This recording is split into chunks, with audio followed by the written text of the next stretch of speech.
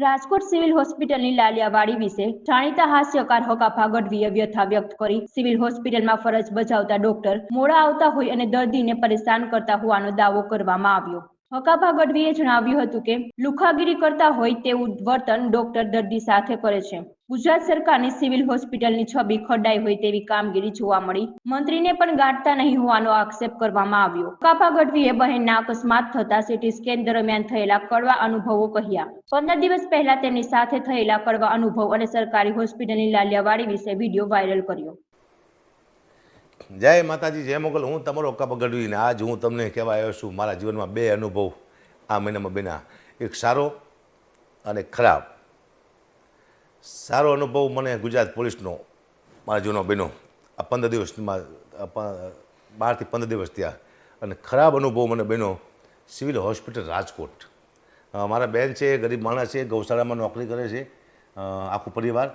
અને એ લોકો ચાલતા ચાલતા રાજકોટથી જતા હતા હળવદ માતાજી દર્શન કરવા માટે। અને વચમાં એક ગાડીવાળાએ મારા બેન રાતે 5 વાગે 5 થી 6, 5:30 ઉડાડી દીધા ગાડીવાળાએ। અને ગાડીવાળો વહી ગયો અને હેમરેજ થઈ ગયું, બેભાન થઈ ગયા હતા।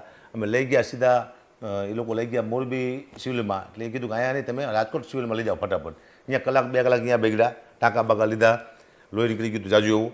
પછી સીધા સિવિલ હોસ્પિટલમાં રાજકોટ આવ્યા। હું અહીંયા પગી ગયો, પણ સાહેબ એટલું ખરાબ અનુભવ મને સિવિલ હોસ્પિટલનો થયો છે। હું આપ સૌને કહું છું, સરકાર પૂરું ધ્યાન આપે છે, પણ અંદર હોસ્પિટલવાળા કોઈ ડૉક્ટર ધ્યાન નથી આપતા। સરકાર પૂરી દવા આપે છે, હોસ્પિટલવાળા નથી આપતા।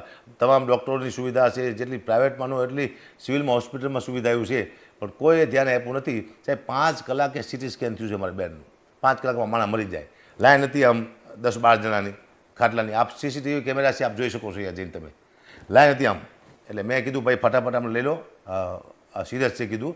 તો એ એક લુખો વાત કરતો, મેં ડૉક્ટર મારી સાથે વાત કરતો હતો કે વારો આવે ત્યારે આવે, બાકી ન આવે તો બે જાઓ શાંતિથી કે। কিন্তু ભાઈ હું હકાભા ગઢવી છું, કલાકાર છું, તું મારે આવું વર્તન ભાઈ તમે ડૉક્ટર સાહેબ આવું કરો છો તો નાના માણસ શું થતું છે અહીંયા? હું એ વિચાર કરું છું નાના માણસ તમે શું જવાબ આપતા છો અહીંયા આગળ?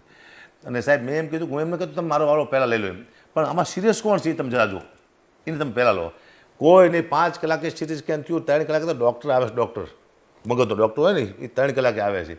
એટલે સરકારને કહું છું, હું અહીંથી આરોગ્ય મંત્રીને પણ કહું છું કે આપ ચોક્કસ ધ્યાન આપજો સિવિલ હોસ્પિટલમાં રાજકોટની, જેની માટે ગરીબ માણસો નભે છે। એવું હોય તો તમે તમારો કોઈ માણસ મોકલો, ગરીબ નાનો કોઈ વ્યક્તિ, ત્યાં કેવી સર્વિસ મળે તમને ખબર પડે ત્યાં।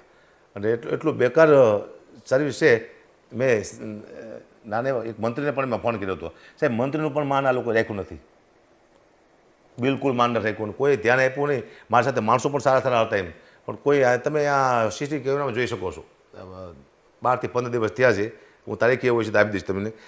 સિવિલ હોસ્પિટલનું બધા ન્યૂઝ જોવાની વિનંતી કરું છું, આપણે ચોક્કસ રાજકોટ સિવિલ હોસ્પિટલમાં જાઓ અને એક દર્દીથી પૂછો, દર્દીને કે તમારી હાલત શું છે અહીંયા આગળ? કોઈ ધ્યાન આપતું એમ, સરકાર દવા આપે છે, સરકાર સુવિધા આપે છે, પણ ડૉક્ટરો છે કોઈ ધ્યાન આપતા છે નહીં। આ મને કડવામાં કડવાનો અનુભવ થયો છે। એને કરતાં પ્રાઇવેટમાં હું લઈ ગયો, મેં કીધું હાલો મારી પાસે 5 રૂપિયા છે, હું મદદ કરી શકીશ મારી બેનને, હું પ્રાઇવેટમાં લઈ જઈશ। પણ નાના માણસો ક્યાં જાય છે પ્રાઇવેટમાં? એનો મતલબ નાના માણસોને મરી જવાનું હોસ્પિટલમાં?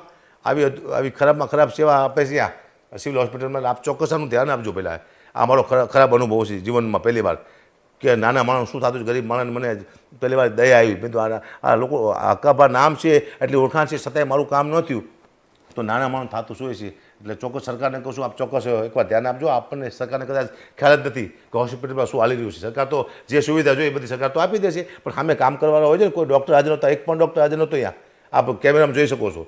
મગજના ડૉક્ટરની જરૂર હોય તાત્કાલિક 2-2.5 કલાકે મગજના ડૉક્ટર આવ્યા છે। એટલે ચોક્કસ આની આપ સરકારને વિનંતી કે આપ ચોક્કસ આનું નોંધ લેજો, અને ન્યૂઝ વાળાને બધાને કહું છું ચોક્કસ આપ નોંધ લેજો। સિવિલ હોસ્પિટલ રાજકોટ એ નાક કહેવાય આપણે ગુજરાતનું, સિવિલ હોસ્પિટલ રાજકોટની સિવિલ હોસ્પિટલ છે ગુજરાતનું નાક છે, એ નાક કપાવવાની વાતું છે। તો ભાઈ નાના માણસો મળે છે, એકવાર ચોક્કસ ધ્યાન લેજો। આ તો હું જો મને ખબર પડી કે આવું બધું ચાલી રહ્યું છે। મારી બેન જીવન અને મરણ વચ્ચે ઝોલા ખાતી હતી, એ તો મારી દયા છે બચી છે, હજી મારા બેનને ભાન મને થાય હજી। આપ મારા બેનનું ઇન્ટરવ્યૂ લઈ શકો છો, અત્યારે મારા બેન ઘરે જ છે, નડી નાખી છે। નાના માણસો એટલે પછી જાજી હજો ટાઈમ પ્રાઇવેટમાં રાખી ન શકે, પણ હું વકાળ હોસ્પિટલ છે ત્યાં ગયો હતો, ત્યાં પણ મારા બેનના પૈસા કંઈક બિલ બન્યું હતું 5 થી 40 હજારનું।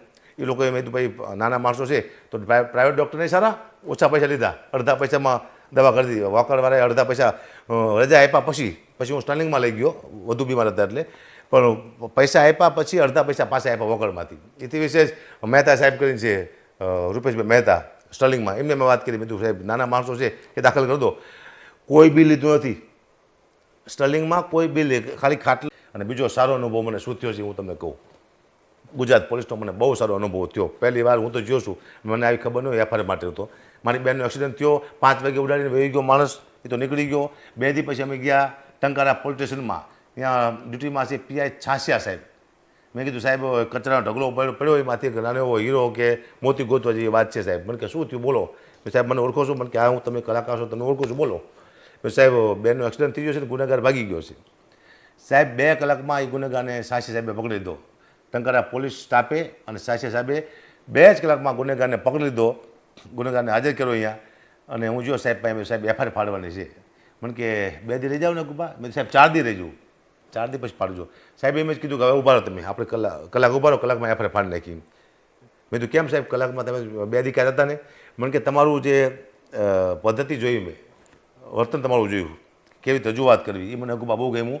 ને કે તમે કાયદો બતાવ્યો કે અત્યારે એફઆઈઆર ફાડો, તો એમ એફઆઈઆર હું ન ફાડે કહું, મારે થોડીક તો નાની મોટી તપાસ તો મારે કરવી જ પડે કે. પણ ટંકારા પોલીસે અદ્ભુત કામ કર્યું છે. એફઆઈઆર પણ મારી 1 કલાકમાં ફાડી નાખી છે. પાછું મેં એમ કીધું હોત છાસી સાહેબને, સાહેબ તમે છાસી સાહેબ છો, હું તમને નામથી ઓળખું છું, અહીંયા મને 2-4 જણે કીધું છાસી સાહેબ છે. તો હવે જે સામે ગુનેગાર છે તમારા સમાજનો છે. તો સાહેબે મને બહુ સારી વાત કરી કે અગુબા અમે પોલીસ છીએ, અમે જ્ઞાતિવાદી નથી માનતા, જ્ઞાતિવાદીમાં માનતા નથી. અમારો તો કાયદો અમારો મહત્વનો હોય છે. કોઈ પણ અમારો સમાજ હોય ગમે હોય, તાત્કાલિક એફઆઈઆર ફાડી આવો પહેલો અધિકારી મને બહુ ગમ્યો છાસિયા સાહેબ, ટંકારા પોલીસ સ્ટાફ. અહીં તો ધન્યવાદ આપું છું. આખા ગુજરાત પોલીસને હું થેન્ક યુ કહું છું કે ગુજરાત પોલીસે અદ્ભુત કામ કર્યું છે. ગુનેગારને 2 કલાકમાં ગોત્યો છે અને મને સારો એવો જવાબ આપ્યો છે, મારી એફઆઈઆર ફાડી. એટલે ગુજરાત પોલીસને હું ધન્યવાદ આપું છું. અને ખાસ કરીને ટંકારા પીઆઈ છાસિયા સાહેબ અને ટંકારા પોલીસ સ્ટાફને હું ધન્યવાદ આપું છું. જય માતાજી, જય મુગલ.